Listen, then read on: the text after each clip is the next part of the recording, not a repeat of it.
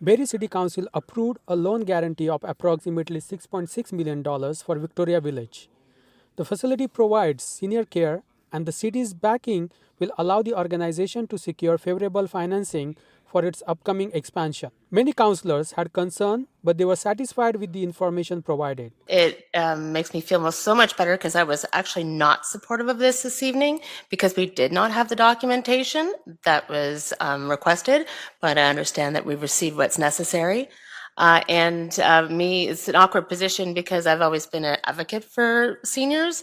So I wasn't comfortable actually turning this down, but I feel that the motion, the amendment put forward puts like good guardrails on this, and I agree with what's been put in. As long as we have all the information and the guardrails in place, I'll support this. I was satisfied as originally. I shared some concerns. I know that Councillor Corser just raised, but through some further discussions with staff earlier today, those concerns were no longer concerns. So I will support this. As part of the agreement, Victoria Village must provide profit and loss statements and balance sheets to the city's Director of Finance every 3 months. However, if Victoria Village defaults, the city could be forced to repay the loan and might not recover the funds.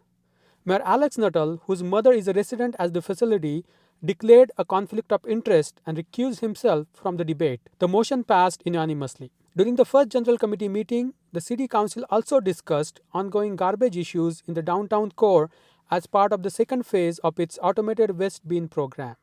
While the rollout has been successful citywide, dense areas like Dunlop Street continue to face challenges with illegal dumping and non-compliance. Mayor Nuttall called for immediate action, suggesting the city work with local manufacturer Bush System to develop more effective public bins. The city of Barrie is now accepting applications for its Built Heritage Grant program, which provides up to $10,000 in funding to help preserve and restore designated heritage properties. The program is designed to support building owners in maintaining the unique architectural and historical features that contribute to Barrie's character and identity. Eligible projects can include structural repairs, facade restoration, and other conservation work in line with heritage standards. The deadline to apply is April 1st, and full details are available at barrie.ca/heritagecip. In a move to support increased housing options, the City of Barrie is reducing building permit fees for the creation of additional residential units, known as ARUs, such as basement suites and backyard suites. The reduced fees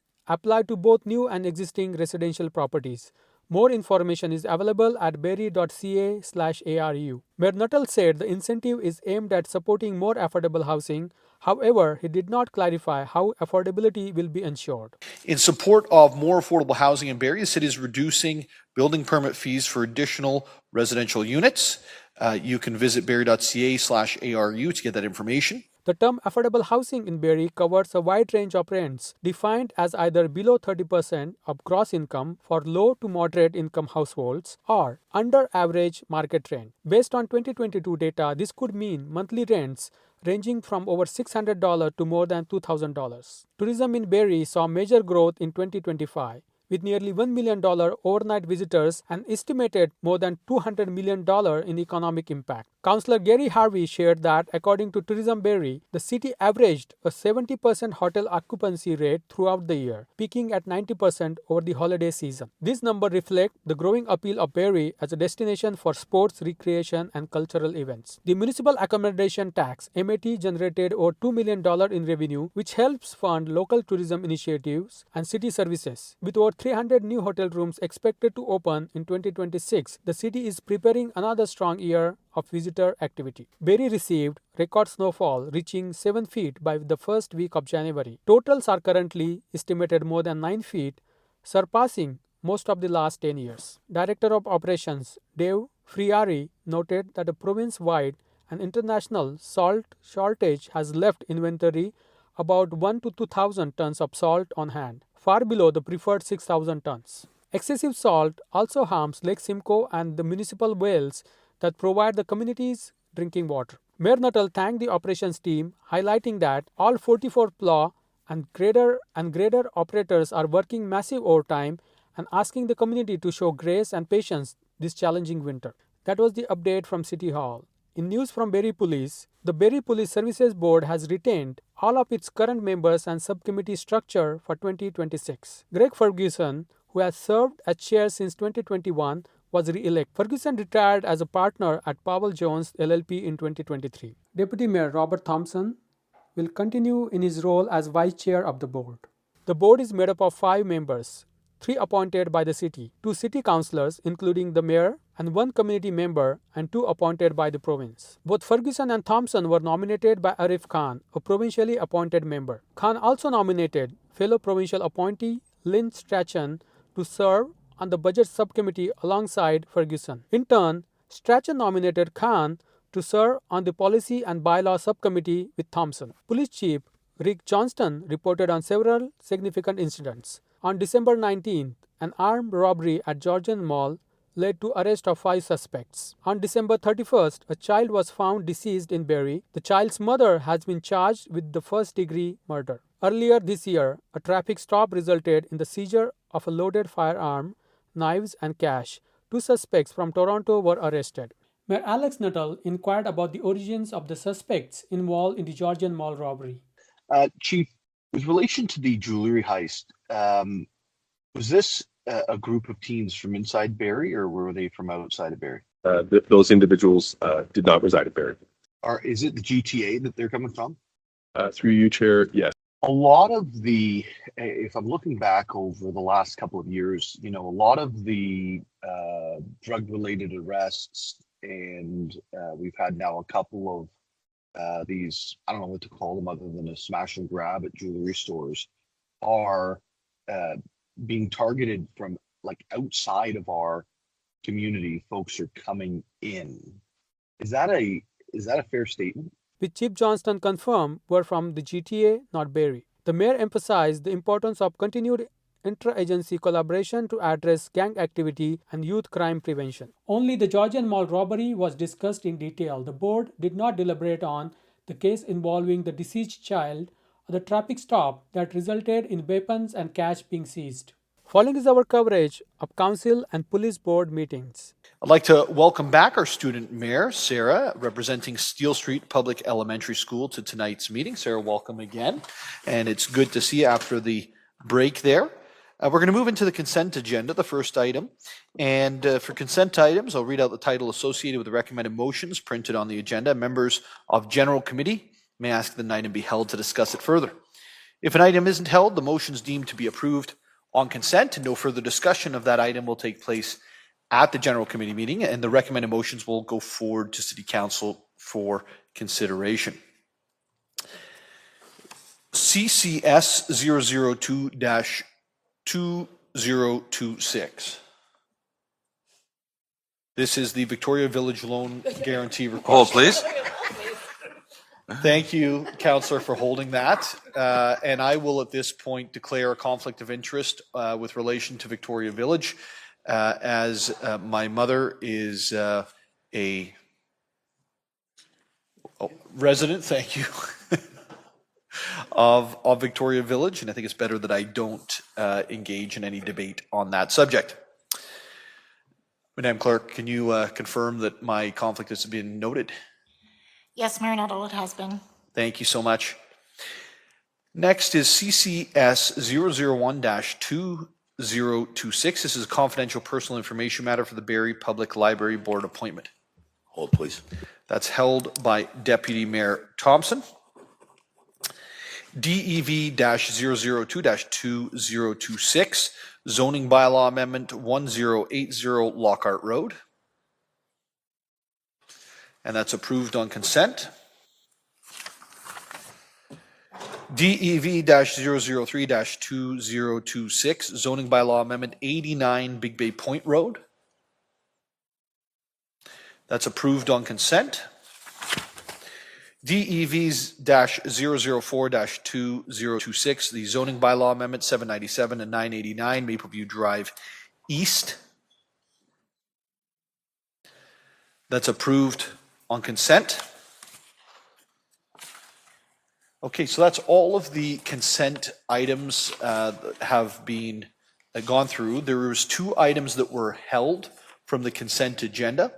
The first item is the Victoria Village loan guarantee request. We're going to deal with that shortly.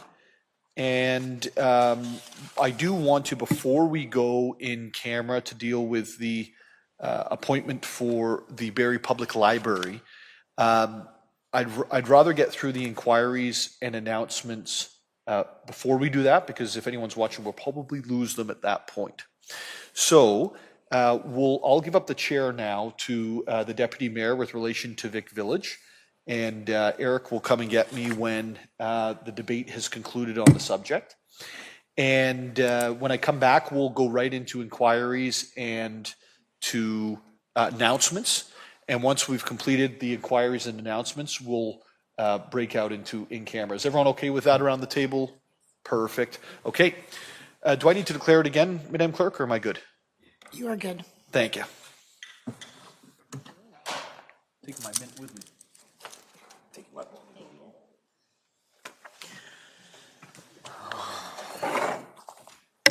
Thank you. Madam Clerk, the Mayor's pecuniary interest or conflict, has been noted. Yes, Deputy Mayor Thomson. Perfect. Councillor Nixon, you held the item? Yes, I have an amendment to propose. Perfect. Can you just put the motion on the floor? Yes. Okay.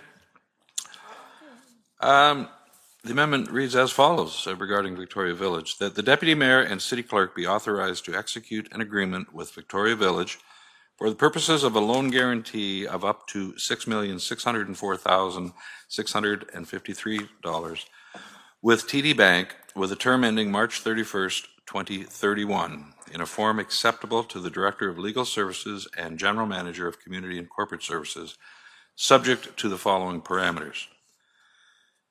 1. Terms and conditions deemed appropriate by the Director of Finance and Director of Legal Services. 2.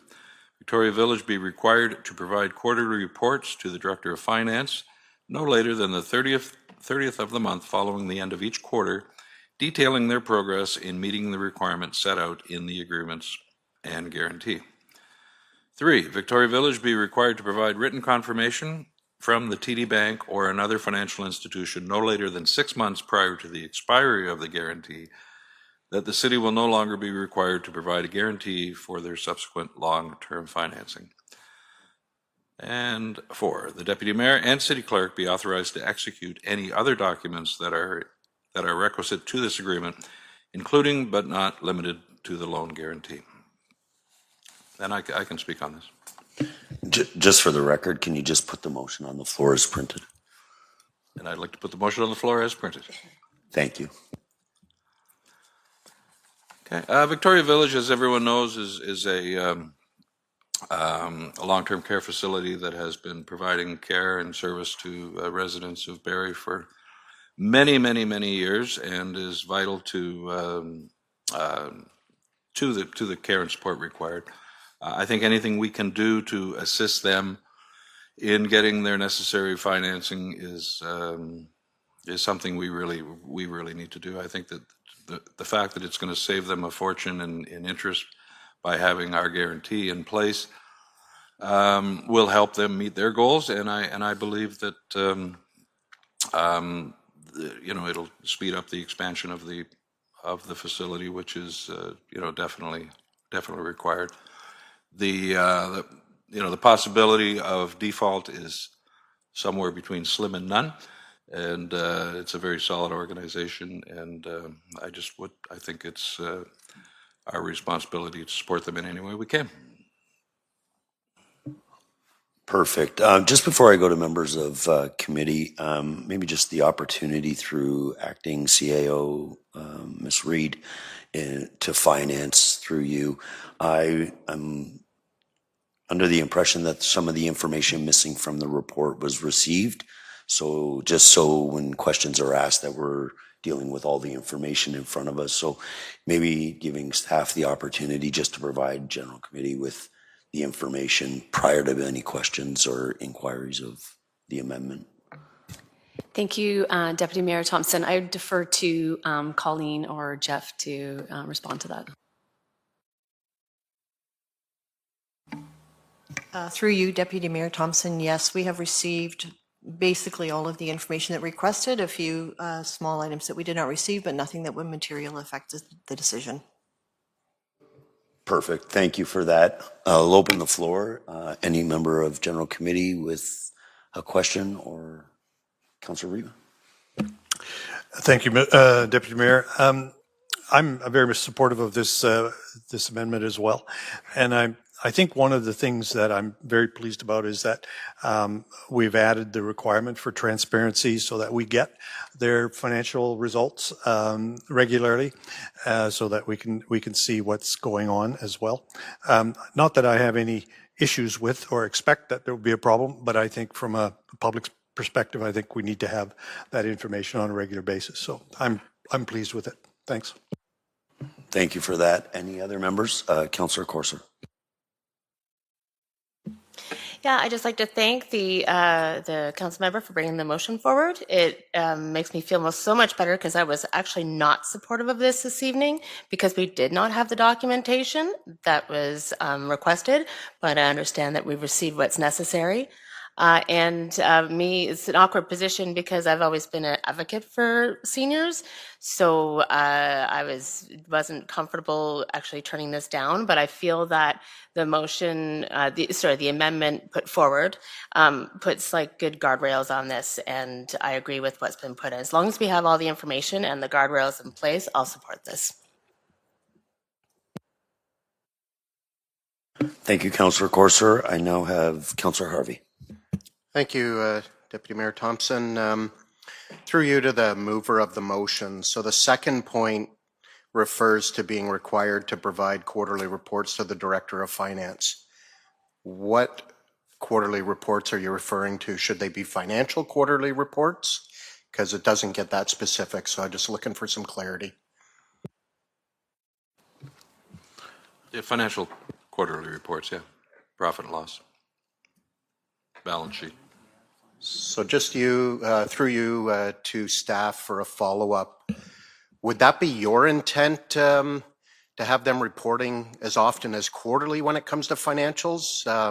I just want some clarity on that, just because it's not as specific using the word financial reports. And Rick, I mean, reports could mean one of many things.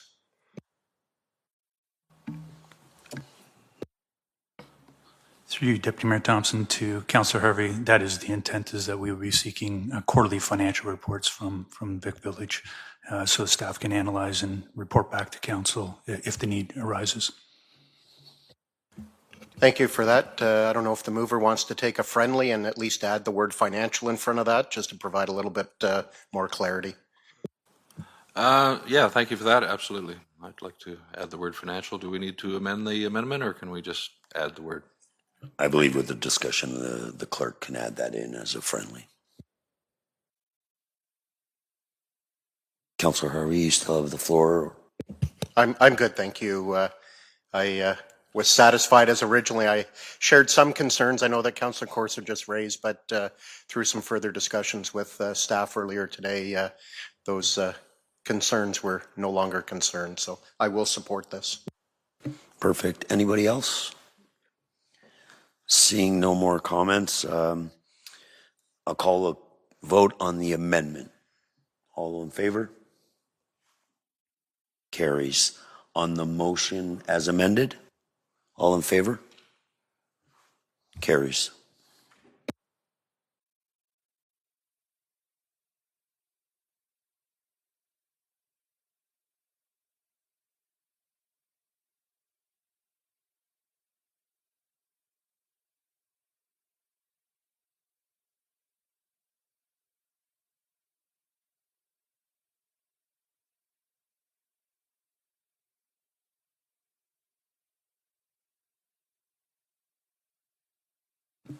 You're welcome.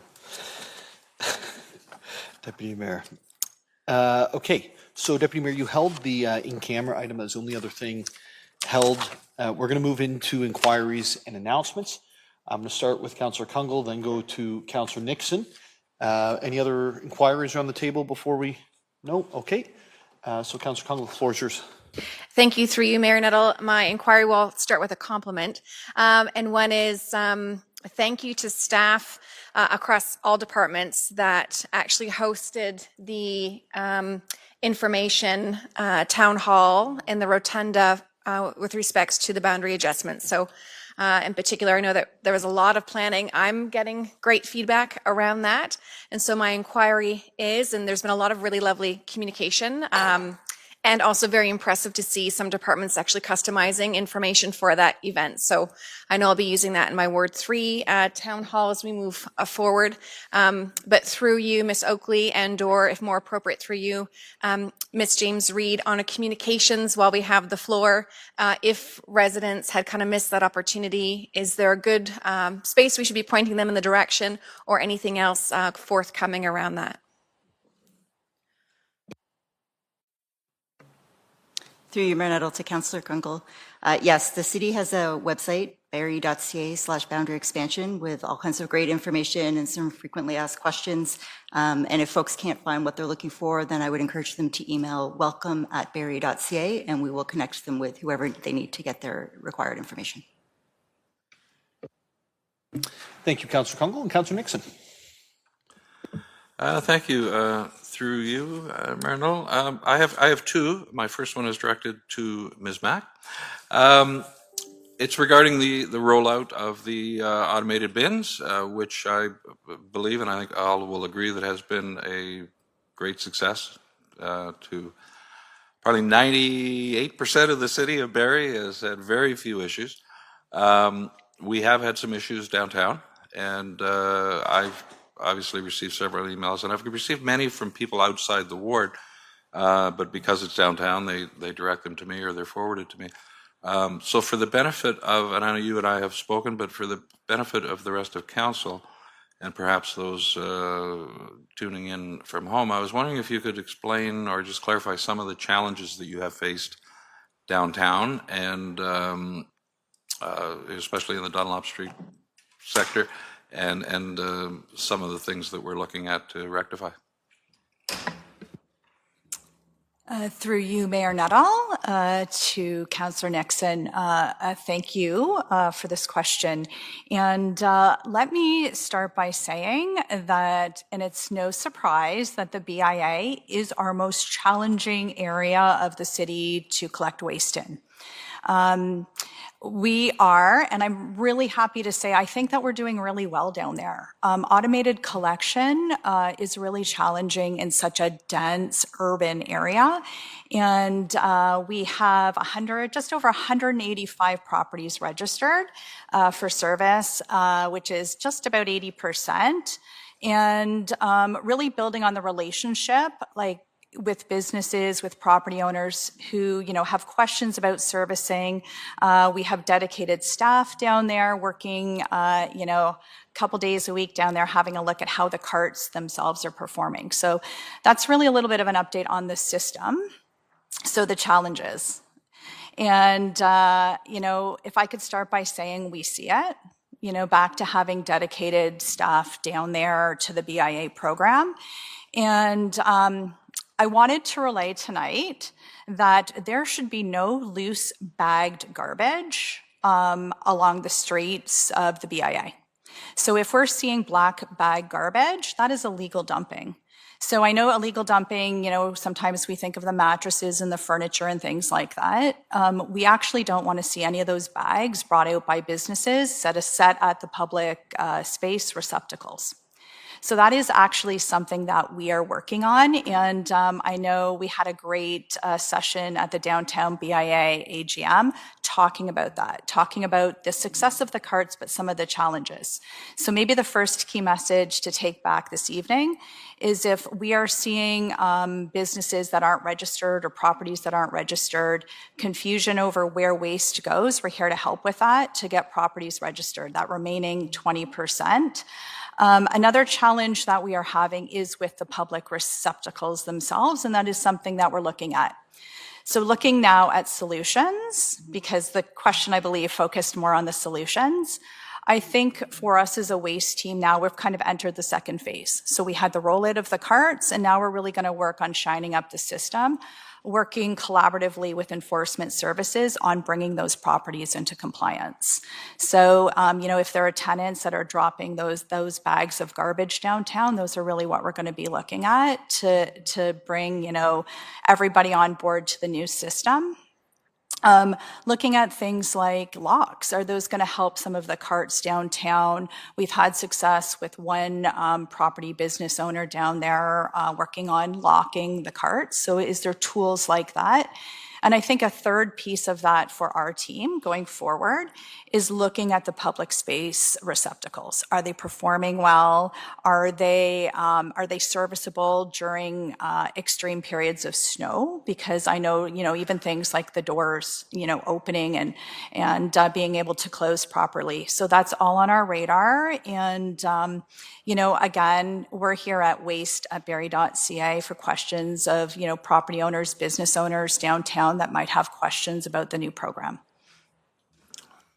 Thank you. I'm assuming one of the big challenges too, as far as like enforcement getting involved and fines, and it is illegal dumping, but it's who do you fine? Like, is it the owner? Is it the owner of the property closest to the garbage?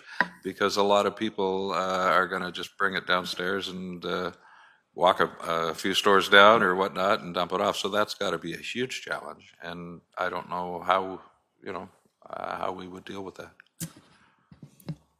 Through you, Mayor Nuttall. That's a great question. And I would say this, is that I really want to start to focus on a property owner responsibility system within the BIA.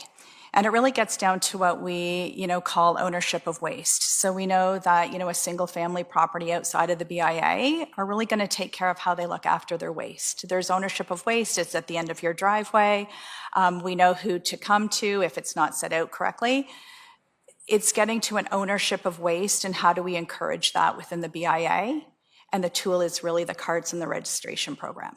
So the carts are all assigned to different properties. We know who they belong to. We can look at compliance that way. It is those loose bags of garbage and the dumping. But I got to tell you that having a team down there, we know a lot more than we did before we rolled out the carts. And we know that there's some areas strategically that we need to look at, particularly in, we have actually the BIA divided into zones, and I can tell you that there's 2 zones that we are targeting, really along Dunlop Street between Clapperton and Mulcaster would be an area that we really need to work on. So I don't know if that helps a little bit, but I can tell you that the carts are really a great tool for us to know who's been registered for service and who we need to work on bringing them into compliance. Thank you very much. My second inquiry is to Mr. Ferry. And first of all, I want to say that I'm sure last year's winter you thought was a challenge with the ice and the snow, and this year, if you thought it was going to be a whole lot easier, it doesn't seem to be the case. So first of all, I want to commend you and your team for the incredible job that you have done on the snow situation. Mayor Nuttall and I were talking briefly before the meeting tonight, and I've received like virtually 0 calls. People are starting to get it. Maybe others have, I'm sure. But I've got a lot of calls, but not necessarily about snow. So I'm going to start calling you. Yeah, you should call me. Thank you. So anyways, thank you for that. I have got calls about garbage, coincidentally. So what I wanted to clarify, and it's funny because I'm back and forth and across Dunlop, dozens of times a week, and you'll come by, or you'll get a call, or someone will send you a picture, and I'll drive by, a couple hours later, and it's gone. All right. So I just wanted to confirm, because people ask me, what is the process? Is it more of a proactive, where we are actually driving, we have crews that are just going back once, twice a day, whatever, or is it based on calls from service barrier residents? Mayor Nuttall and members of the committee. So right now it's a very reactive process. So, what we ask people to do is call Service Barrie with your complaint. That helps us in two ways. It records the area where the most waste is, so we can kind of document that as well. Plus, they'll send the inquiry to the appropriate person, department. So whether it's environmental services or enforcement services, or if it's just general litter pickup, they will send it directly to us. So as you were saying with the winter, it's been extremely challenging for our staff. It's the same staff that are out plowing the roads and the sidewalks, etc. So when those calls come in, our forepersons prioritize the work and their day. So obviously, we're not going to pull people, out of a snowplow to go pick up the garbage and things like that. But we will get to it, ASAP. It is a priority for us. And it's something, last week we had I think a 1-day break and we were able to get down there and do some cleanup. So we'll certainly get to things as soon as we can, but it's mainly just a resource thing right now. You'll probably notice in the summertime, things are done a little bit quicker and, we have more staff that we can do things that are flexible because it's not a legislated service. It's not something that's safety related, which we have to attend to. So encourage folks just to call it into Service Barrie. Thank you very much. That's all I have. Thank you, Councillor Nixon. I've got Deputy Mayor Thomson, then I've got Councillor Morales. Thank you, Mayor Nuttall. Actually, there was something that Councillor Nixon brought up, and I was trying to refresh my memory. Does the BIA not employ people that are out cleaning the street as well? Do they still do they still have that service among the BIA employees? Yeah, they have one gentleman who is kind of a part-time employee, does a lot of extra volunteer hours as well, who does go out and does things, but some of the piles are a little above his pay grade. There, it's something where you're going to need a pickup truck and a few people to do it because it would take them all day. Yeah. Thank you. Councillor Morales. Thank you, Mayor Nuttall. As you know, Mayor Nuttall, since 2023, I think I started bugging you about ways to better manage our waste than downtown. So to Ms. Mack, I love the line that you said about property owner kind of accountability, a system of property owner accountability. My view is that the system's only going to work if we have the built form of waste management that is practical to use. And I'm speaking to the downtown core. I also heard some language that I'm going to just clarify. Maybe I'm being too hopeful of, maybe the right receptacles right now aren't working. Maybe we need to have locks. You saw that I actually perked up when you said that. Is there a short runway where the city is finally looking at doing semi-underground receptacle systems, also known as MOLIC, but not limited to the company MOLIC, for downtown core? Sorry, specifically for the BIA. We already have them along the waterfront. Through you, Mayor Nuttall, to Councillor Morales. As we look at public space receptacles, kind of the next journey, of course, semi-underground containment would be an option. I have, as we talk about what the future holds for those containers, it does come up. That is a type of containment that we're seeing put in place in other areas. I think what I am hearing, and this is just a preliminary assessment, is that the underground infrastructure downtown makes putting in semi-underground containment a little complex. But I would say that would be the journey we will go on as we procure the service and look at, what our streetscape needs down there and whether or not they would be practical. But there are some limitations to semi-underground containment, such as collection. We've talked about that. It makes collection very challenging. So stay tuned, I think I would say to that. But, we like to talk about containers and garbage, and we would be looking at all options. Thank you for that. Just as a quick follow-up, the reason I bring it up is, again, I did kind of a quick white paper on this. I'm looking here at the data. I have it dated September 2023. You got a copy. The mayor's office got a copy. And this is just something I did research on myself. One large semi-underground waste containment system holds roughly the same volume as 44 of our bins of the large 240.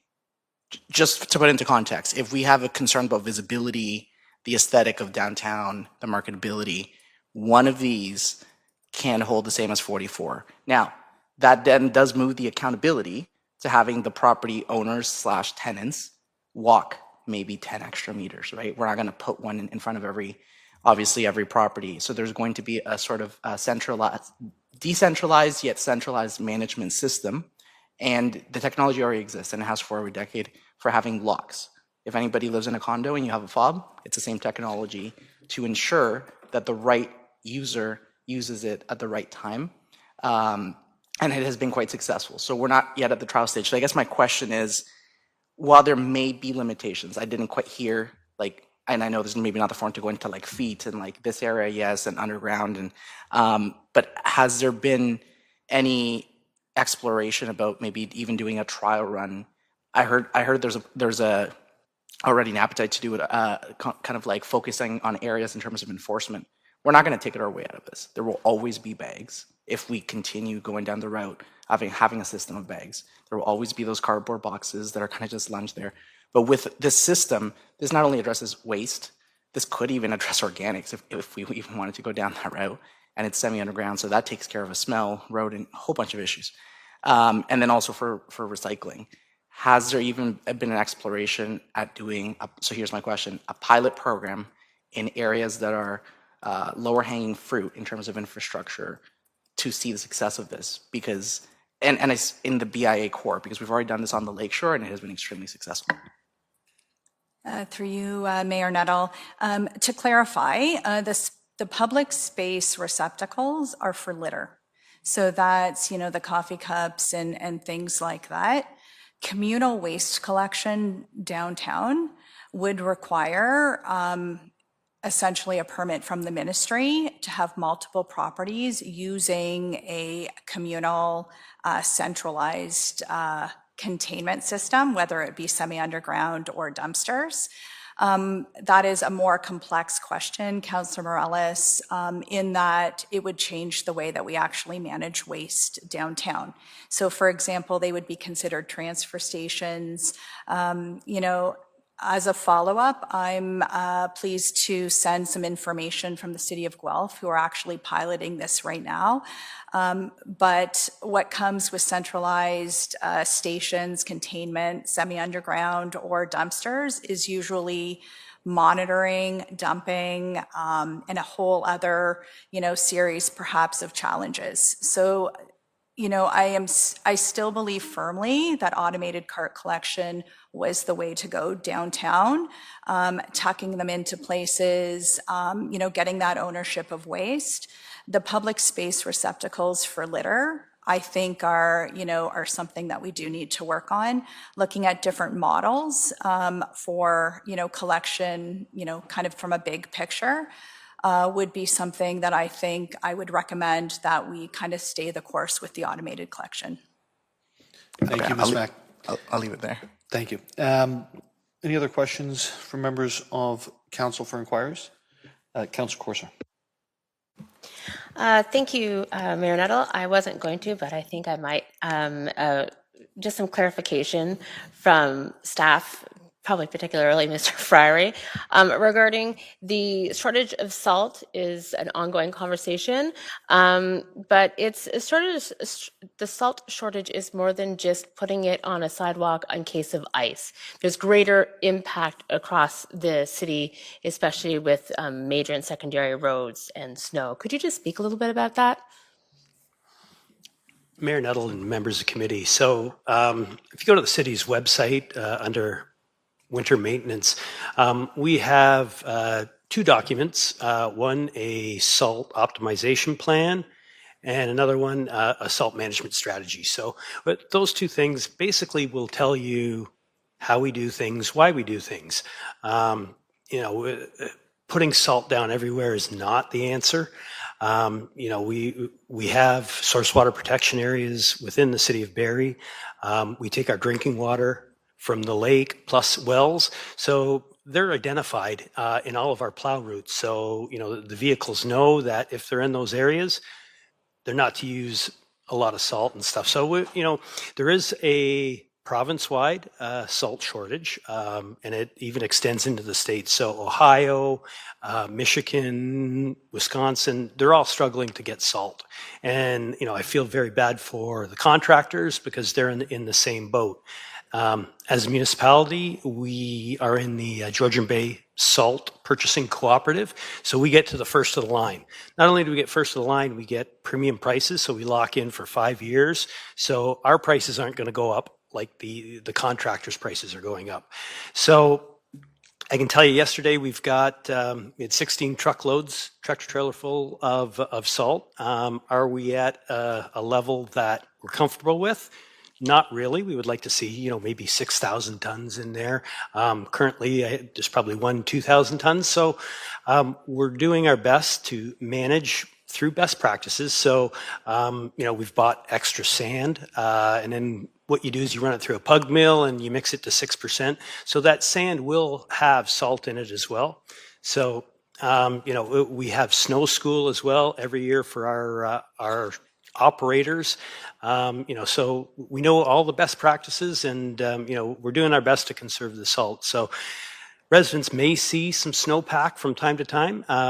We still will be using salt on those arterials and secondaries, but we may, in between the salt usage, we may be using some of the mixture as well.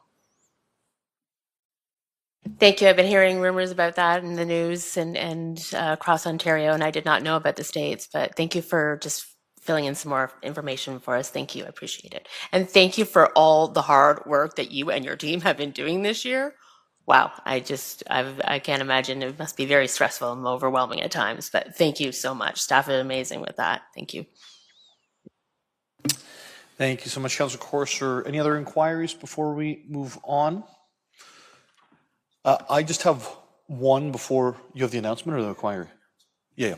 I'll go to you first, if that's okay, Councillor Harvey. One other thing I just really wanted to ask with the public use receptacles downtown, we have a premier business in Barrie that makes these things. And if we need somebody to go over there to say, we need that, but it needs to function like this, procurement be damned, don't tell them I said that. Let's just get the right thing down there, because I can't imagine how much money we're spending running around after people, jumping into our our garbage bins, throwing everything everywhere. They're getting the calls, right? We're getting a few calls, but they're getting the calls way more than we are. And it seems like just insanity on maybe 10 garbage cans. And I don't know what the procurement bylaws are related to garbage cans or any of these public receptacles, but it feels like if there's not something that we already procure that should fix the problem, that we should just send one of our team members over to Bush Systems and they should figure it out and get it done, because it is becoming a thing I'm hearing more and more about. Unfortunately, see it as well. And staff, we can't pay a staff member to stand on the corner and wait for somebody to go and throw garbage out of a can. And chances are it's happening at 11 p.m. at night to 6 a.m. in the morning a lot of the time. So if there's a possibility of us just figuring that out, I don't know if it's a council decision, unless I guess it'd be notwithstanding the procurement bylaw, it would be really, really, really great. That wasn't even a question. I went against our own rules. So you guys can throw that back at me next time I try to do stop the questions. Announcements. Mayor Nuttall. Deputy Mayor, do you have an announcement? Mayor Nuttall, finish it with, is that a council thing? I could, but I know what the answer is. Deputy Mayor, I'm going to go over to Councillor Harvey. Thank you, Mayor Nuttall. Just a little while ago this afternoon, all of council saw an email come through with an update from Tourism Barrie with some fairly great and significant numbers that came out. So I think it's just important to highlight some of that information that was contained within the email that kind of glazes over the 2025 numbers. So throughout 2025, there was 998,199 people that stayed overnight in Barrie. 2/3 of that would be our hotel stays, and the other third would be Airbnb, along with visiting family and friends also. And when you look at the entire economic impact, it's $212,432,270, which is crazy numbers once I saw that. And then our occupancy rate has been averaging at 70.4% for the entire year. But during the Christmas season, we saw a significant spike, and it was up to 90% between the 26th of December and January the 4th. Now, this is where the numbers get really interesting, is the amount of municipal accommodation tax. So the final quarter, Q4, is not in yet. That won't be in until probably mid-February. But it looks like we're on track to be just over $2 million in 1 year. And because for the first 3 quarters, we're at $1,548,490. So I would anticipate, looking at those numbers, we should be just north of 2 million by the time the year's up. And with that, we have 1,125 hotel rooms throughout the city, with another 301 ready to come online later this year. So we've got 2 hotels that are currently under construction in Ward 7, one on Bryan Drive and another one on Mill Street. And then there's also a third one up on Lennox Drive in Ward 5, I believe it is. So a tremendous year, and obviously Tourism Barrie looks forward to having another really great year. And we've trying to maximize opportunities and recognizing that sport tourism is a significant attraction to our area. There's going to be a new visitor guide coming out, a new trail guide coming out. And they're also looking at maximizing any of those sport tourism opportunities, especially with the FIFA World Cup coming. Marketing Barrie as a destination to come and visit also should even bring up those numbers, hopefully, for 2026. I see the deputy mayor's waving there. He might want something to add. He probably didn't know he had a hotel coming in his ward. He did. He actually told me 3 weeks ago there was one going there when we were talking about another subject. Deputy Mayor. Actually, just I think Councillor Harvey is so excited with the information. The email wasn't sent to council, so it hasn't been made public. So I was. So don't tell me what I know about my ward. You didn't know that email. It's a 6-story building. I misread it. I thought it got sent to all of council. I stand corrected. See, that's why people should watch the YouTube that we put on, because you never know when you're going to get the right information. No, I was hoping you would go beep, beep, beep, beep, breaking news. Apparently you need to be in the inn then, Deputy Mayor. So just to clarify one thing, on the MAT tax, remember that 50% goes to city, 50% goes to Tourism Barrie, which covers all of their operations and any of the grants and things that they do. So don't expect that $2 million is coming into the city for the MAT tax. It'll be half of whatever that number is, which is still going to be a like 50% increase or 80% increase depending on where they land. But that means people are visiting our city, they're getting hotel rooms, and they're paying for Troubadour. So that we are thankful for. Now, Councillor Kungle, I know that you have an announcement. Who does not have an announcement this week? Anyone else have an announcement? It's a new thing in 2026. It's all new. No announcement from Councillor Kungle. Any other announcements, folks? None? Okay, I'm going to jump right in. And, okay, so the city is accepting applications for the Conservation of Built Heritage Grant Program. Deadline is April 1st. For more information on how owners of heritage properties can be eligible for up to $10,000 in funding, the information can be found at barrie.ca/heritagecip. In support of more affordable housing in Barrie, the city is reducing building permit fees for additional residential units. You can visit barrie.ca/ARU to get that information. Family Day fun activities will be held at the Circle at the Center and City Hall Rotunda this year, including a DJ party, skate, face painting, and hot chocolate. Free drop-in activities are also being offered at Allendale, East Bayfield, and Peggy Hill Team Community Centers. For information about these days, please go to barrie.ca to our recreation portal. Circulation list. Any items on the circulation list from the December 24th? Well, folks, it was only Christmas Eve. We'll go to January 7th, January 14th, January 21st. Okay, so we're not going to come back into the council chambers after we break into in camera. And before we go, I just want to echo what's already been said. Dave, Mr. Friery, tough winter, right? And that's easy for us to say, right?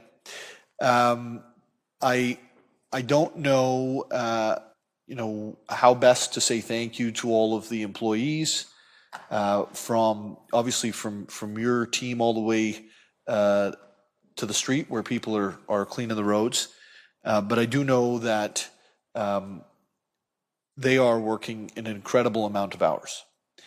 And anyone who questions whether we have an incredibly hardworking group that is out in the street each and every day, I want to give you just a couple of key pieces of information. Not only are we, staffed up, but the staff that we have are also putting in massive overtime hours. In fact, I think there was 44 individuals out of 44 individuals who drive those gritters and plows, thank you, that are putting in overtime at the moment. And some of them get as little as 4 hours sleep before they're back on the road. I can tell you, I work hard as my job. I don't do that. And it's really, really easy to say, well, why isn't this done or why isn't that done? It's really, really, really hard to be putting in those types of hours as consistently as they've had to this winter. And so I'm going to ask the community to really give some grace on this front. It's not an easy winter. We were at 7 feet in the first week of January. So that put us at 8.5, 9 now, something like that. Okay. Which is like surpassing most of the last 10 years, right? So let's put some context around this. And, we hope El Nino will deliver a wonderfully warm tropical February. But we don't know what the answer is going to be. But those folks are there every single time. Every time. It doesn't matter whether they're a City of Barrie employee or a contractor. They are called in and going out all times of day and night. So I do want, Mr. Friery, for you, and I had said to Ms. James Reed today, I would like to find a way to say thanks to those folks, because this is like, I went to dry clean, the lady who helps me with the dry cleaner said, I'm 74 years old. This feels like when I was a kid and I love it. And I said, okay, well, you and I love different things, but she said, I haven't seen it like this since I was a kid. And so, for the context of those who are like me and have moved here in the last 40 years, this is an abnormally large amount of snow this year. And we need to give grace, and we need to be grateful for how much work is being done. And if we're seeing a change in the snow loads between last year and this year, I think some of the questions, I spoke with Councillor Hamilton today about this, maybe some of the questions we need to ask after is, if we're seeing a consistent trajectory of higher snow loads, maybe it means we need to change what the expectation is, and therefore the resources delivered to it. But time will tell some of that, and we will work through that, making sure that it's accounted for. Is that right, Mr. Fryer? Thank you very much, Mayor Nuttall. Truly appreciate it, and I will be sure to pass that messaging along to staff. It truly does mean a lot. And to your point, I've never seen the snow pile that high in the backyard at the operations center where we store all the excess snow. And I've been with the city for 29 years, and this is one for the record books for sure. I was hoping that was salt I was looking at in the back, but apparently it was snow. That's our we just called Tourist Barrie. We're going to have sledding down the hill. Yeah, we should actually hold the Winterfest there. Yeah, that would be a move. Okay, with that, we're going to break to in camera in the Sir Robert Barrie room. Those of our staff complement who are needed for the library board conversation. We'll meet you there. But I can't do that without a motion to move in camera. So, thank you, Madam Clerk. I'll go with Councillors Kungl and Courser. All in favor? Morning, everyone. Welcome, everyone, to the meeting of the Barrie Police Services Board for January 22nd, 2026. I'd like to call the meeting to order and begin with our land acknowledgement. In keeping with Indigenous protocol and building respectful relationships between Indigenous and non-Indigenous peoples in Canada, it is customary to acknowledge the traditional territories and ancestral lands of Indigenous peoples. We would like to acknowledge this sacred land on which the Barrie Simcoe Emergency Service Campus operates. It has been the site for human activity for over 15,000 years. This land is the ancestral land of the Wendat and the Anishinaabe Nation. The treaty that was signed for this particular parcel of land is collectively referred to as the Williams Treaty. We are dedicated to honoring Indigenous history and culture. We also recognize the enduring presence of Indigenous peoples on this land and are committed to moving forward in the spirit of reconciliation and respect. Make which, thank you. We are joined virtually by Mayor Nuttall and Deputy Mayor Thomson. Our agenda was distributed in advance for this morning. A motion to approve that agenda. Mr. Khan, any amendments, comments, or questions with respect to the agenda? Seeing none, those in favor? Do any members of the board would like to declare a conflict of interest with respect to today's agenda items? Seeing none, thank you. I will release the chair to our administrator, Ms. Young, to walk us through the election of chair, vice chair, and committees for 2026. Ms. Young, I don't think we need to physically change seats. Thank you. Good morning. So we're going to start our yearly election process here now. First off, we're going to elect the chair for 2026, and I'm looking for any nominations. I'll nominate Mr. Ferguson.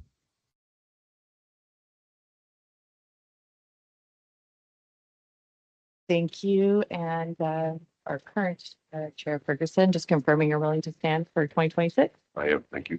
And all in favor? Perfect. And next we'll go to the vice chair, looking for nominations. I'll nominate, Robert Thomson. Yeah. And Deputy Mayor Thomson, are you willing to stand? I am. All in favor? So they are both carried. We will continue with our current chair and vice chair.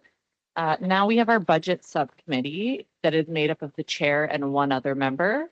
So it'll be Chair Ferguson and looking for a nomination for a second member. Nominate good strong.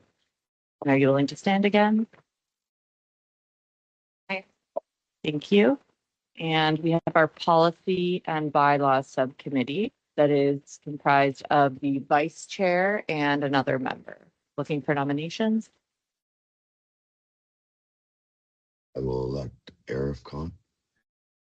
And you're willing to stand? I am. Thank you. Thank you. And that will close all the nominations for 2026. Thank you, Joe. Our minutes for our meeting of December the 18th, 2025 were distributed. A motion to approve those minutes, Mr. Khan. Mr. Khan. Any questions, comments, amendments with respect to those minutes? Seeing none, those in favor? Thank you. There are 5 items in our consent agenda distributed to the board in advance. The 2025 firearms report, sexual violence review, our annual review, our November 2025 variance, our human resource report, and public complaints. Would any member of the board want any of those items pulled or any questions? Mr. On, please. Just one question on the variance report, and like it's standard and I think it's well prepared. I don't have any concerns with it, but I'm just wondering if in future or maybe like an end of the year kind of summary, if we can outline the amount of overtime that was allocated and for what reasons, like just broadly in categories, just to give a better understanding, especially to the public, of where our resources are going and how some things we can't plan for. Chief, please. Through you, Chair, absolutely. No, makes perfect sense. And we certainly would like the community to understand that while we do manage as tightly as possible over time, we do have events transpire in our city which are out of our control that we are required to respond to. Absolutely. Just following up on that, because the question was asked, the Barrie Police Service has a policy regarding overtime. Can you just speak to that? With respect to overtime in general, each time it is submitted, it's context dependent, and so up to the immediate supervisor, the staff sergeant, then goes to the inspector and above. But with respect to whether it's required or not, and it's not a default response, and so if it is required, it is sought. But if it's unnecessary, it's as with respect to shift billing versus overtime. If someone's going to be staying late after a shift, they are required to seek permission from the supervisor. Any additional questions? Being none, I guess I should ask for the motion first. Table my motion. Strong. Any other questions, comments? Those in favor? Thank you. I'm looking for a motion to change at my request. Last month, we agreed to our 2026 meeting dates, September the 17th, 2026. A motion to change that to September the 22nd, which is 5 days later. And all, I don't know what if everybody Mayor Nuttall, a motion. So is there a seconder? Any members or chief from your team that would cause a problem changing that date from the 17th to the 22nd? Those in favor? Thank you. Thank you for accommodating my schedule. Chief Johnson, over to you for the your monthly update, please, sir. Chair, thank you for the opportunity once again to share with our community and the board some of the events, meetings, going on in our city. I'd like to share. With some events that we attended. Representatives from the South Simcoe Police Service, including K9 Officer William, joined us December 19th to recognize Police Dog Nash's completion of training. The Barrie Police K9 team provided legislated training for Nash, and we were happy to recognize Constable William for his efforts in showing that neighboring police and the strong relationship we do have with South Simcoe Police. On December 20th, I was honored to attend the Yalda celebration, which is a Persian festival to mark the winter solstice, the longest night of the year. Our vibrant Persian community hosted a wonderful evening. Throughout December, our peer support teams hosted breakfasts for our members to get to know our peer support members and connect with each other. This effort manifests the board and the service's commitment to member wellness. Throughout December, members of the City Guardian team stopped by the public library as the program continues into the winter months. They're always a welcome sight. On New Year's Day, Deputy Chief Burke attended the New Year's levy at the Barrie Police Legion Branch 147 on behalf of the Barrie Police Service. On January 15th, Constable Jackie Park and Constable Calvin He, Special Constable Drury, and volunteers of our Citizens on Patrol and Auxiliary Program attended the City of Barrie's open house for new residents in the boundary adjusted lands. Our members spoke to new residents about the many crime prevention and community safety programs and services that the Barrie Police Service offers. Here's a community favorite. Registration is now open for the 2026 Polar Plunge for Special Olympics. Barrie Police will be hosting our plunge on Sunday, February 22nd at Centennial Beach. Registration is $40 and all proceeds support our local Special Olympians. Visit polarplunge.ca to register or donate. I know the deputy is really looking forward to this one.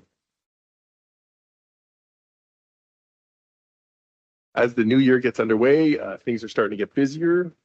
In mid-December, we met with representatives of the Busby Center Board. We also took part in a media interview on our Battenberg Cruisers with News Talk 1010. In early January, Canadian Mental Health Association, Paramedic Services in Simcoe County, and the Barrie Police Service met for an update meeting regarding our CARE team, the Community Alternate Response and Engagement Team. And I also had the honor of joining Board Member Khan as a member on his Rogers TV show, City on the Move.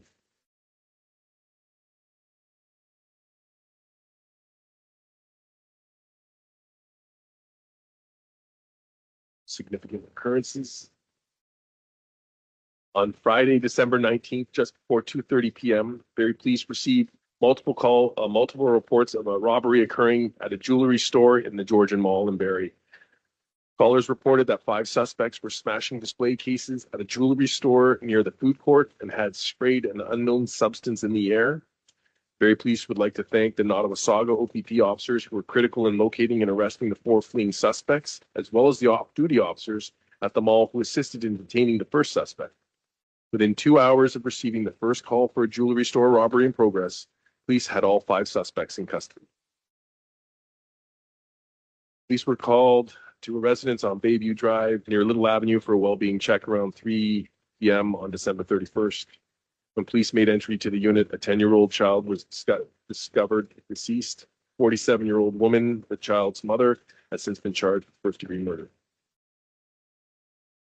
Just after midnight on January 2nd, officers on general patrol in the area of Bayfield and Grove Street made a traffic stop for suspected impaired driving when they witnessed a white pickup truck making an abrupt U-turn on a hill. On conducting a vehicle search, officers found the occupants of the vehicle to be in possession of a loaded .40 caliber handgun and various knives, in addition to a significant quantity of Canadian currency. A 26-year-old male and a 45-year-old female, both from Toronto, were arrested and faced numerous charges. This once again highlights the preventative value of an investment in proactive policing and the great work by our members. Finally, some upcoming events. Coming in February, Barrie Police Service will be hosting an incident management system level 200 course for our members. This course, which is designed and overseen by the province, provides first responders with the framework to coordinate a structured incident response of any scale and communicate, collaborate effectively. This training is now required under the CSPA legislation. February 28th, members of the Barrie Police Service will be taking part in the coldest night of the year walk in support of Youth Haven. And with that, Chair, hand it back to you. Thank you, Chief, for your update. Questions from members to the Chief and or team?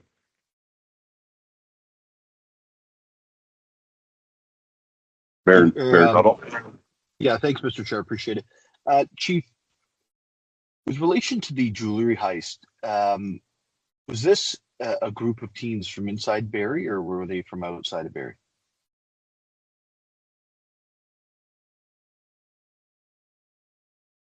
Through you, Chair,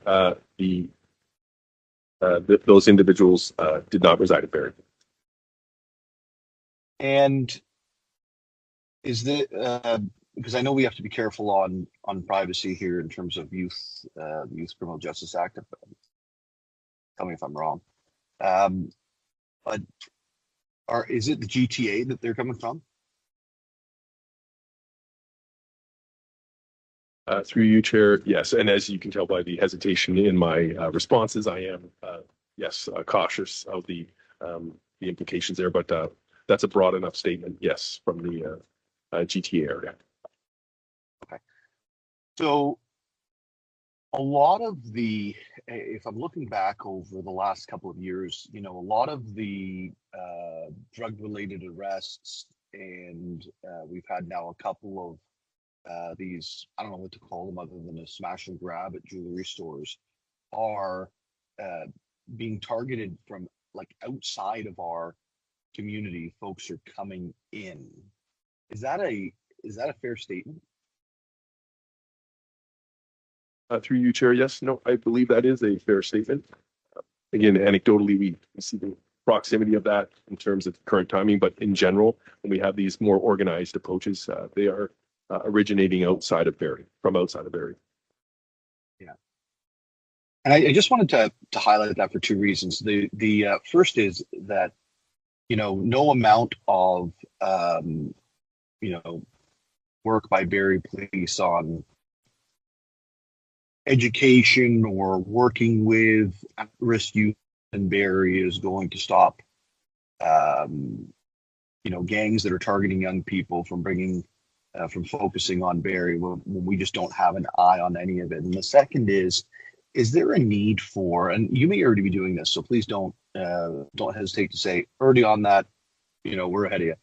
Is there any ability to work with you know, York, Peel, Toronto on who the gangs are that are recruiting these young people and moving these drugs to Barrie?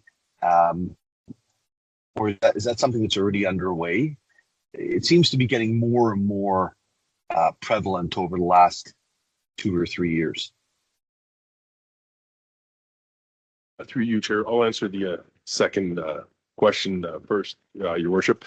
So yes, we are on an ongoing basis. No time to be stopped. We work with our local policing partners and recognizing, given the organized level, as those who commit these acts know no borders. The police make great efforts to police with all their partners and share information as best as possible. And we are very cognizant of that.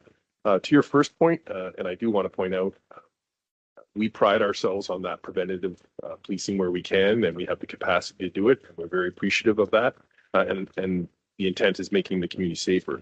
With respect to the reactive style, which reactive response from a police service, which is going to never leave policing because things happen in a society. This just goes, it does go to speak to the partnership between the city and the police with respect to accessing cameras and the use of technology. We're not always going to be able to stop crime before it happens, but the follow-up to that is, what are we going to do after it does, and how effective are we in our response? So our intent is, and as part of our investigations, our ability to respond is due in part to that relationship and respond effectively to accessing technology to allow us to identify and locate those individuals who commit those acts. Yeah, and if I can, Mr. Chair, just the final for me, if you can please say thank you to all of those that were involved in after the jewelry heist there. Like, what an amazing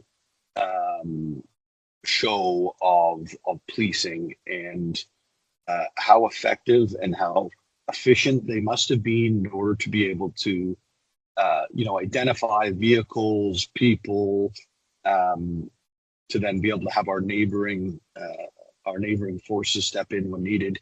That I think just, it was a great display of this is how effective Barrie Police is, and hopefully sends a message to these GTA gangs that you know, this is not an easy place for them to come and target as criminals. Thank you, Mayor Nuttall, for those comments. I echo them to extend our appreciation. Any other questions for the chief or deputy? Being none, I just have one comment. Ms. Young can confirm that, you know, we have a policy with respect to the forward plunge. Normally the vice chair take the plunge. There is a policy to that effect, so So hopefully Deputy Mayor Thompson's schedule is clear. Mine is not. I wasn't advised enough in advance, so unfortunately I'll be on it. That's like I'm sure we'll check that policy and follow up with the deputy. Do you need a mover and seconder for the deputy mayor plunge, or is this just informal at this point? The policy is already in place to my knowledge. Unfortunately, my schedule doesn't work. I might have the shape of a polar bear, but in the body type. But yeah, I'm unavailable. And Deputy, in the word, Chief said he would be more than willing to take my spot. It is a great event. I've been to it a number of times. I have not gone in the water, but I think was there in service. So unfortunately, I won't be able to do that. That concludes our open meeting for today. Motion to go into camera in accordance with 44.1B, 1D. Mr. Khan, all those in favor? Thank you. We'll go in camera.